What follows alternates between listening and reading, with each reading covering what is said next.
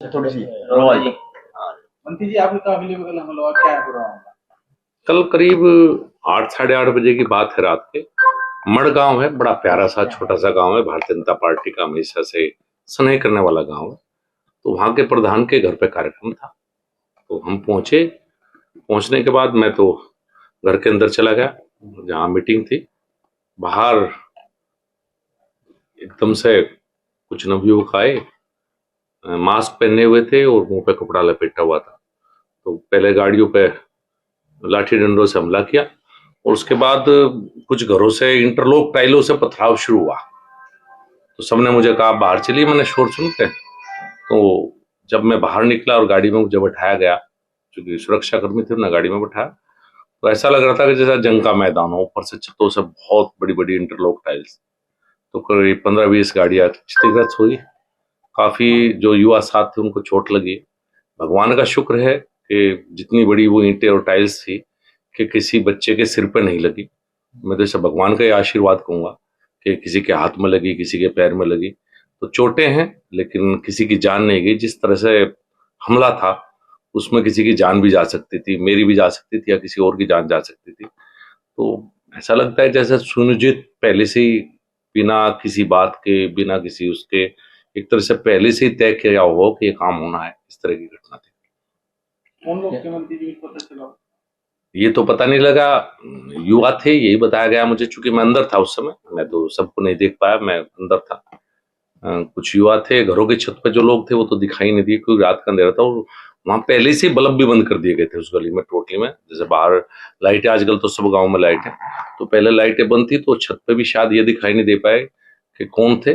बाकी जो कुछ वीडियो आई हैं उन्हीं के द्वारा मैंने भी देखा है कि कुछ नवयुवक थे और इस तरह से पहले से सब कुछ प्री प्लान था। ये ऐसे लगता है कि आने वाले चुनाव में संजीव बालियान की जीत दिख रही है, इस वजह से इस तरह का मामला आ रहा सामने। देखिए, राजनीति तो है ही, कोई व्यक्तिगत तो है नहीं। व्यक्तिगत चुनाव चल रहा है, व्यक्तिगत किसी से कुछ है नहीं।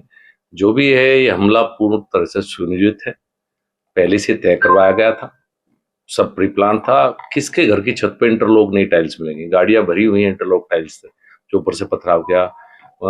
विधायक, पूर्व विधायक विक्रम सैनी की गाड़ी पूरी तरह टूट गई। ईश्वर का आशीर्वाद है वो मेरी गाड़ी में बैठ गए। अगर वो अपनी गाड़ी में बैठते तो पता नहीं उस समय परिस्थितियों में क्या होता, जिस तरह के हालात वो उस समय पर वहां पैदा हुई, जो भगदड़ वहां थी। तो घरों की छत पर इंटरलॉक टाइल कभी नहीं होती, नई टाइल्स वो खरीद के पहले से ही घर की छत पर रखी गई थी। नई उम्र के लड़कों के हाथ में किताब होनी चाहिए थी, उनके हाथ में पढ़कर दे दी गई। देखिए, मैं जो आपने कहा, मैं भी इस बात से चिंतित हूँ कि हमारे युवाओं को किसी न किसी बात पर दिग्भ्रमित किया जा रहा है और यही कारण है कि हमारी तरफ से अभी तक इसमें कोई रिपोर्ट दर्ज नहीं हुई है। चूंकि कोई भी युवा है, मैं नहीं चाहता कि उसके मुकदमों के द्वारा उसका वो हो सकता है किसी ने उनको भड़काया हो। वो पुलिस जांच का विषय है, पुलिस अपने आप करेगी। मेरी तरफ से कोई कार्रवाई के लिए पुलिस को नहीं कहा गया है, वो पुलिस जांच का विषय है। हाँ, ये जरूर मैं चाहूंगा कि पुलिस जांच करके जरूर निकाल ले कि इसके पीछे षड्यंत्रकारी कौन है। बच्चों की कोई दिक्कत नहीं है, बच्चे तो सबके ही हैं और बच्चे कहीं ना कहीं किसी बात पे आप कई बार बच्चों को भड़का देते हैं, लेकिन मुख्य षड्यंत्रकारी इस भूमिका में कौन था वो पुलिस जांच करके शायद निकालेगी। तार जुड़ जाते हैं, निकल जाते हैं, पुलिस जांच का विषय। माननीय मुख्यमंत्री को मैंने सारी घटना से अवगत करा दिया है, तो कुछ इस तरह की जांच शायद हो कि भाई जिससे षड्यंत्रकारी का पता लग सके। किसी भी बच्चे के खिलाफ, किसी भी युवा के खिलाफ मैं व्यक्तिगत तौर पर कोई कार्रवाई नहीं चाहता, ना मेरी तरफ से तहरीर दी गई है। युवाओं के लिए क्या कहना चाहते हैं? मैं यही कहना चाहूंगा, बदलता हुआ उत्तर प्रदेश है। 10 साल से देश में योगी जी और 7.5 साल से प्रदेश में योगी जी ने जिस तरह की कानून व्यवस्था का वातावरण तैयार किया है, आज हमारे युवा पुलिस फौज की भर्ती की तैयारी करते हुए मिलते हैं। बहुत बदल गया माहौल मुजफ्फरनगर का। मैं यही अपील करना चाहूंगा अपने छोटे भाइयों से, युवा साथियों से, किसी के बहकावे में ना आए। कहीं से आपको कोई किसी भी बात के नाम पर भड़काता है, ना आए। मैं किसी बच्चे का करियर खराब नहीं करना चाहता। मैं नहीं चाहता कि मेरी वजह से अगर किसी से कोई गलती हुई है, कोई बात नहीं, मेरी तरफ से मेरे मन में कोई बात नहीं है।